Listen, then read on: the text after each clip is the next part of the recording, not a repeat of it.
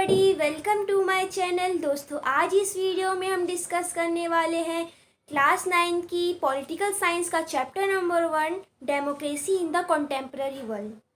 तो ये मेरी पार्ट 2 वीडियो है। इससे पहले मैंने इसका पार्ट 1 बना रखा है। पिछली वीडियो में हमने यहाँ तक पढ़ लिया था और अब हम पढ़ने वाले हैं डेमोक्रेसी इन पोलैंड। तो चिली का एग्जाम्पल तो हम समझ गए थे अच्छी तरह से कि वहाँ पर पहले से डेमोक्रेसी थी, वहाँ पर फिर सैनिक विद्रोह हो गया, फिर से डेमोक्रेसी कैसे रिस्टोर्ड हुई। अब हम पोलैंड की बात करते हैं, तो रीड करते हैं। Let us turn to another event, this time from Poland in 1980. At that time, Poland was ruled by the Polish United Workers' Party. This was one of the many communist parties that ruled in several countries of East Europe at that time. In these countries, no other political parties was allowed to function. The people could not freely choose the leaders of the Communist Party or the government. 1980 की बात है। इस समय में जो Poland था वो rule किया जाता था पॉलिश यूनाइटेड वर्कर्स पार्टी।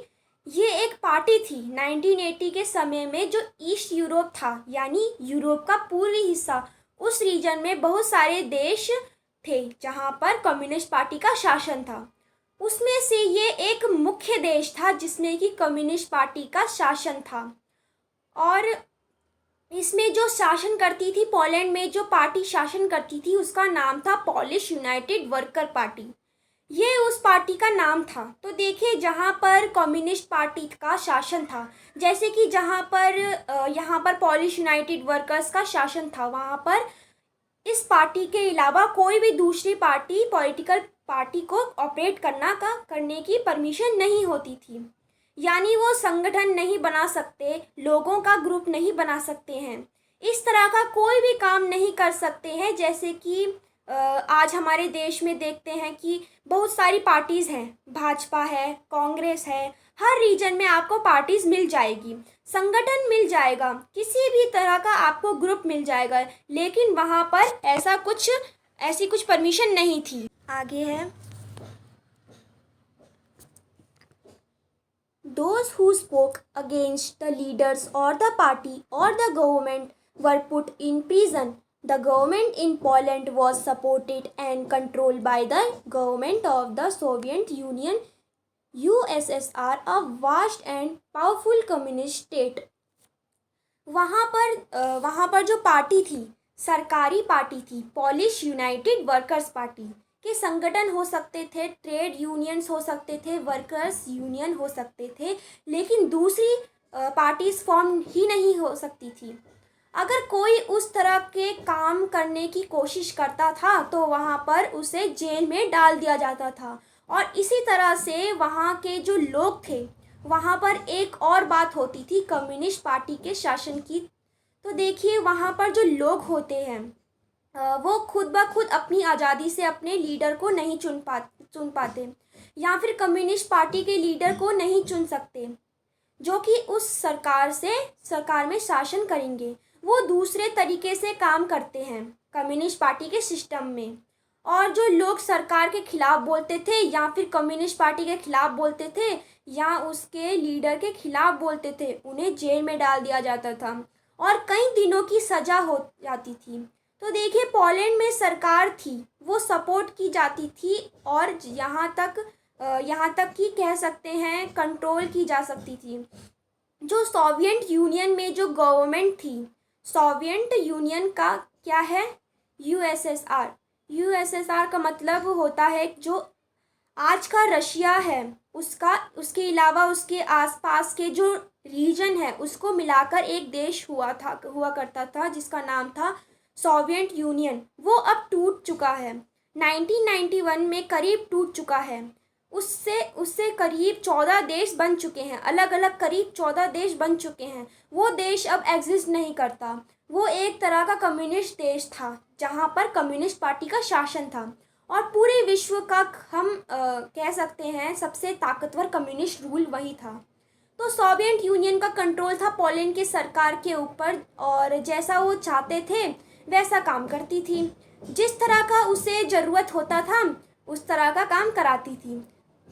तो देखिए पोलैंड में डेमोक्रेसी किस तरह से आने की शुरुआत हुई, रीड करते हैं।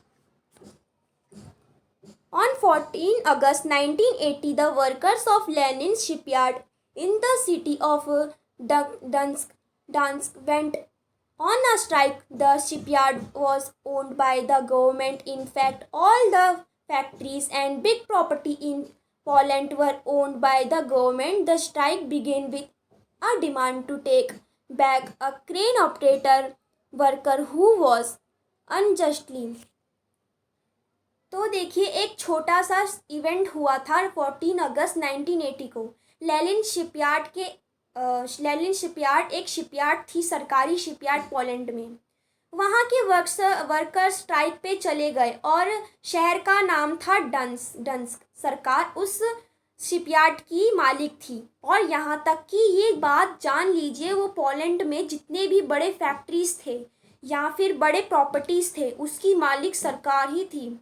वहाँ पर प्राइवेट प्रॉपर्टी और कम्युनिस्ट शासन इतना अलाउ करने की परमिशन नहीं देते थे। तो देखिए जो स्ट्राइक शुरुआत हुई थी वो छोटी सी बात पर हुई थी कि देखिए जो क्रेन ऑपरेटर है और एक वुमेन वर्कर उन्हें किसी भी तरह से निकाल दिया गया था जॉब से, उन्हें बस वापस ले लिया जाए, ये उन लोगों की डिमांड थी जब वो स्ट्राइक पर बैठे थे। और इसके बाद नेक्स्ट देखते हैं पैराग्राफ।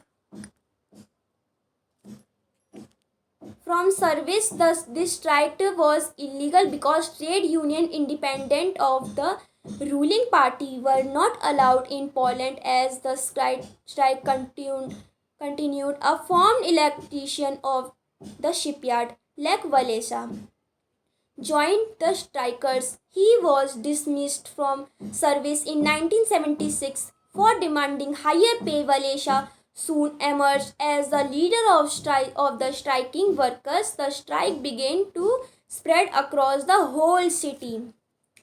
उन्हें नौकरी से निकाल दिया गया था, उन्हें वापस ले लिया जाए, ये उनका कहना था।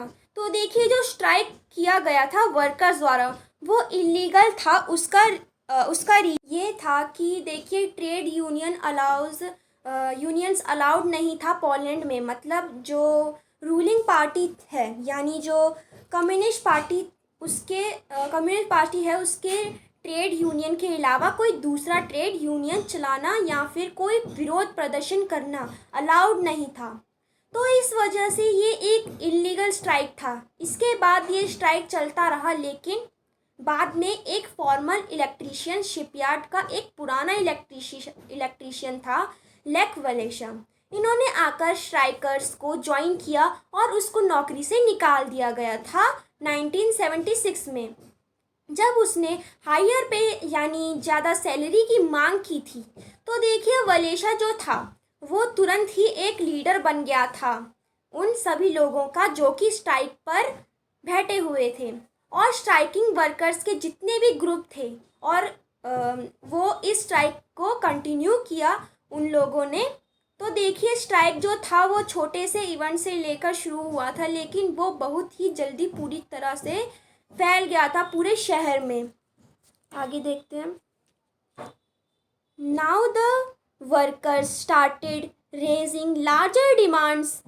दे wanted the right to form independent trade unions. They also demanded the release of political prisoners and an end to censorship on press. और जो वर्कर्स थे वो अब बड़े डिमांड करने लगे। वो कहने लगे कि नहीं, अब हमें इंडिपेंडेंट ट्रेड यूनियन बनाने की परमिशन दी जाए और जितनी भी पॉलिटिकल प्रिजनर्स हैं उन सभी को आज़ाद किया जाए और ट्रेड के ऊपर जो सेंसरशिप है उसे भी ख़त्म किया जाए। इस तरह के जो बड़े बड़े डिमांड वो करने लगे। नेक्स्ट पैराग्राफ देखते हैं। The movement became so popular that the government had to give in. The workers led by Walesa signed a 21-point agreement with the government that ended their strike. The government agreed to recognize the workers' right to form independent trade unions and their right to the strike. After the dance agreement was signed, a new trade union called Solidarity was formed.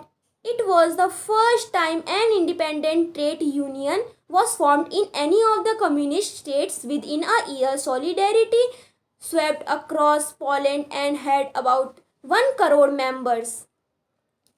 और ये movement इतनी ज़्यादा popular हो गई कि government को इन लोगों के सामने झुकना पड़ा। और जो वर्कर्स जिसका लीडर था वलेशा, और सरकार, इन दोनों के बीच में ट्रीटी साइंड हुई, मतलब एग्रीमेंट साइंड हुई, जिसमें कि 21 मांगों को पूरा किया गया। और इसके साथ ही ये जो स्ट्राइक है ये ख़त्म हो गई। और इसके साथ ही जो सरकार थी उसने ये मांग लिया कि इस वर्कर जो हैं उनके राइट को ध्यान देंगे और इंडिपेंडेंट ट्रेड यूनियन बनाने का हम परमिशन देंगे और उनको स्ट्राइक करने का भी अधिकार दिया जाएगा। इसके बाद ये स्ट्राइक जो है ख़त्म हो गई। जब ये डास एग्रीमेंट साइन हो गया था, एक नया ट्रेड यूनियन बना जिसका नाम था सॉलिडेरिटी। ये ट्रेड यूनियन बना और ऐसा पहली बार हुआ था कि जब एक इंडिपेंडेंट ट्रेड यूनियन बना था किसी भी कम्युनिस्ट पार्टी में। ऐसा नहीं कि केवल पोलैंड के अलावा जितने भी विश्व में जितने भी शासक स्टेट हैं उनमें से पहला ये इंडिपेंडेंट ट्रेड यूनियन बना था। इसके बाद 1 साल के अंदर जो सॉलिडेरिटी थी संगठन, वो पूरे पोलैंड में फैल गई और करीब 1 करोड़ मेंबर बन गए इस संगठन के। नेक्स्ट देखते हैं। Revolution of widespread corruption and mismanagement in the government made matters worse for the rulers. The government led by General Jaruzelski grew anxious and imposed martial law in December 1981. Thousands of Solidarity members were put in prisons. Freedom to organize, protest and express opinions was once again taken away. सरकार में corruption था और सही तरीके से management नहीं किया गया था सरकार में। ये चीज़ें सरकार के लिए मुश्किलें खड़ी कर रही थी। बहुत तरह की प्रॉब्लम्स हो रही थी सरकार को इस वजह से, और जो रूल कर रहे थे लोग इस वजह से। तो जो गवर्नमेंट थी जिसका लीडर था जनरल जारुजेल्सी, जो रूलर था जारुजेल्स्की, और वो बहुत ही घबरा गया और उसने तुरंत ही मार्शल लॉ लगा दिया। दिसंबर 1981 में उसने मार्शल लॉ लगा दिया और करीब हजार संख्या में जो सॉलिडेरिटी संगठन थी उसके मेंबर्स को जेल में डाल दिया गया।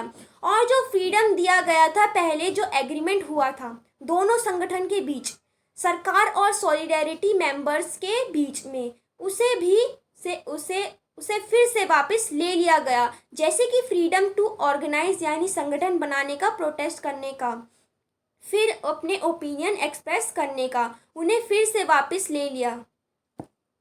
नेक्स्ट पैराग्राफ देखते हैं। Another way to strikes again organized by Solidarity began in 1988. This time the Polish तो ये तो हमने पढ़ लिया है पैराग्राफ। नेक्स्ट पैराग्राफ देखते हैं।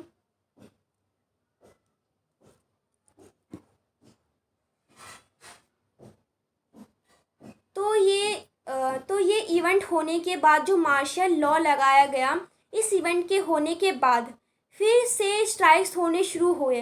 लोगों ने विरोध करना शुरू किया और सॉलिडेरिटी जो है उसने फिर से ऑर्गेनाइजेशन शुरू किया, लोगों को बुलाना शुरू किया, स्ट्राइकर्स शुरू किए गए 1988 में। तो यहाँ पे बात हो रही है 7 साल बाद, ऐसा नहीं है कि तुरंत ही ऐसा होने लगा था। 1988 में ये चीज़ें शुरू हुई, तो लेकिन बात क्या है कि जब 1988 में ये लोग विरोध कर रहे थे और इन्होंने प्रदर्शन शुरू किया था, government was weaker, the support from Soviet Union uncertain, and the economy was in decline. Another round of negotiation with Vallesa resulted in an agreement in April 1989 for free electrician. Solidarity contested all the 100 seats of the Senate and won 99 of them. In October 1990, Poland had its right presidential election in which more than one party would contest. Walesa was elected president of Poland. तो उस समय जो polish government जो थी वो बहुत ही कमज़ोर थी, और जो सपोर्ट उन्हें मिल रहा था सोवियत यूनियन से वो ऐसा नहीं था कि ग्रेजुएट था कि इन्हें सपोर्ट मिलेगा और इन लोगों का शासन जो है वो मजबूत रहेगा। उसका रीज़न ये था कि सोवियत यूनियन जो है वो खुद ब खुद परेशानी में था। वो इसीलिए क्योंकि उस समय जो इकनॉमी थी वहाँ की वो काफ़ी डिक्लाइन में थी और वहाँ का खुद विरोध प्रदर्शन हो रहे थे आज़ादी के लिए, और इसी वजह से इसके बाद कई सारे नेगोशिएशन किए गए। जो वेलेशा सॉलिडेरिटी का लीडर था और सरकार के बीच में इस एग्रीमेंट के साथ ये जो एग्रीमेंट हुए, इसके साथ ही अप्रैल 1989 में फ्री इलेक्शन हुए। यानी कि जिस तरीके से इंडिया में होते हैं फ्री इलेक्शन, जो संगठन ही सॉलिडेरिटी इसमें करीब 100 में होती है फ्री इलेक्शन। जो संगठन ही जो 100 सीटें पर चुनाव लड़ा, मतलब सभी सीटों पर चुनाव लड़ा, और जिसमें से 99 सीटों को उसकी जीत हुई। और तो आप समझ गए होंगे उसे कितना सपोर्ट प्राप्त था लोगों से। और 1990 में अक्टूबर 1990 में जो पोलैंड का पहला प्रेसिडेंशियल इलेक्शन हुआ, और जिसमें से एक ज़्यादा पार्टी कंट्री कॉन्टेस्ट कर सकते थे, चुनाव लड़ सकते थे। और इस चुनाव में जो वलेशा था सॉलिडेरिटी का लीडर, वो पोलैंड का प्रेसिडेंट चुना गया। तो यहाँ से डेमोक्रेसी की शुरुआत हुई पोलैंड में। तो आप समझ गए होंगे पोलैंड का एग्जाम्पल कि पोलैंड में क्या हुआ था, किस तरह से हुआ था, ये चीज़ अब आप समझ गए होंगे। नेक्स्ट पैराग्राफ देखते हैं। तो आइए अब हम आगे बढ़ते हैं। तुम्हारा नेक्स्ट टॉपिक है 2 features of democracy. We have read 2 different kinds of real life stories. The story from Chile was of a democratic government led by Allende being replaced by a non-democratic military government of Pinochet, followed by restoration of democracy in Poland. We tracked the transition from a non-democratic government to a democratic government. तो आइए अब हम आगे तो देखिए यहाँ पर कहा गया है कि हमने 2 तरह की डिफरेंट रियल लाइफ स्टोरी देखी। पहली स्टोरी हमने देखी थी चिली का, जहाँ पर डेमोक्रेटिक गवर्नमेंट जो थी उसे डेमोक्रेटिक गवर्नमेंट जिसके लीडर थे एलिंदे, उसको रिप्लेस कर दिया गया था नॉन डेमोक्रेटिक मिलिट्री के द्वारा, जिसका लीडर था पिनोशेट। और जिसके बाद रिस्टोरेशन हुआ डेमोक्रेसी का, वो कैसे हुआ और वो आपने पहले देख लिया। और इसके अलावा दूसरा एग्जाम्पल की बात करें तो हम पोलैंड की, तो वहाँ पर हमने देखा कि जो नॉन डेमोक्रेटिक गवर्नमेंट थी वहाँ पर पहले और फिर आगे चलकर वहाँ एक डेमोक्रेटिक गवर्नमेंट बनी। तो अगर हम इन दोनों को कंपेयर करें, नेक्स्ट पैराग्राफ देखते हैं। Let us compare the 2 non-democratic governments in these stories.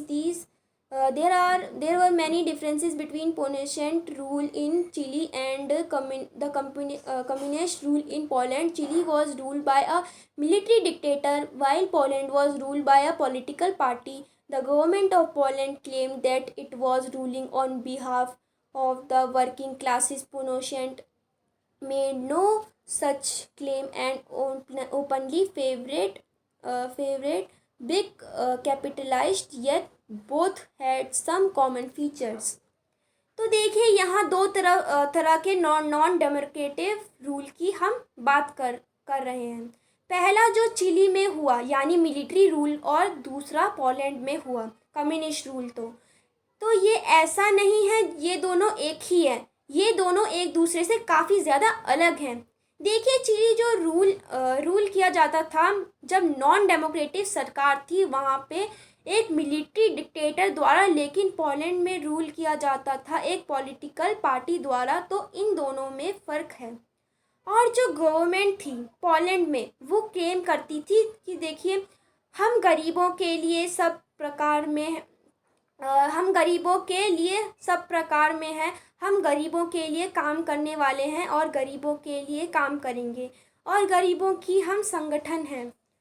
लेकिन जब हम बात करते हैं चिली की, पिनोशेट की, वहाँ के मिलिट्री लीडर की, तो उसने कभी कोई ऐसा क्लेम नहीं किया था, और वो बड़ी खुले तौर से जितने भी बड़े कैपिटलिस्ट थे उन सभी को सपोर्ट करता था, फेवर करता था, उन लोगों की कंपनियों खोलने के लिए, फैक्ट्रीज खोलने के लिए परमिशन देता था, और उनसे काफ़ी ज़्यादा करप्शन में पैसे भी लेता था। लेकिन इसके बावजूद भी दोनों में कॉमन फीचर्स हैं। उन फीचर्स को हम देख लेते हैं एक बार।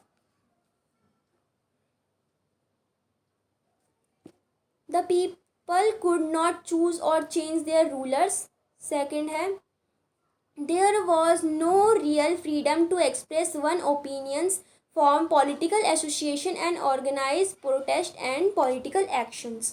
तो देखिए पहली बात यह है कि दोनों जगहों पर जो लोग थे वो अपनी मर्जी के अनुसार रूलर्स को नहीं चुन सकते थे, और वो किसी को नहीं बता सकते थे कि हमें ये चाहिए, हमें ये चाहिए, आपको ये करना पड़ेगा, वैसा वो नहीं कह सकते थे। दूसरी बात, दोनों जगहों पर लोगों की आज़ादी नहीं थी, वो अपने ओपिनियन को एक्सप्रेस नहीं कर सकते थे, पॉलिटिकल एसोसिएशन नहीं बना सकते थे, प्रोटेस्ट नहीं कर सकते थे, और पॉलिटिकल एक्शन नहीं ले सकते थे। ये दोनों जगहों पर था, चाहे हम मिलिट्री रूल ये दोनों जगहों पर था, चाहे हम मिलिट्री रूल की बात करें और चाहे हम कम्युनिस्ट रूल की बात करें।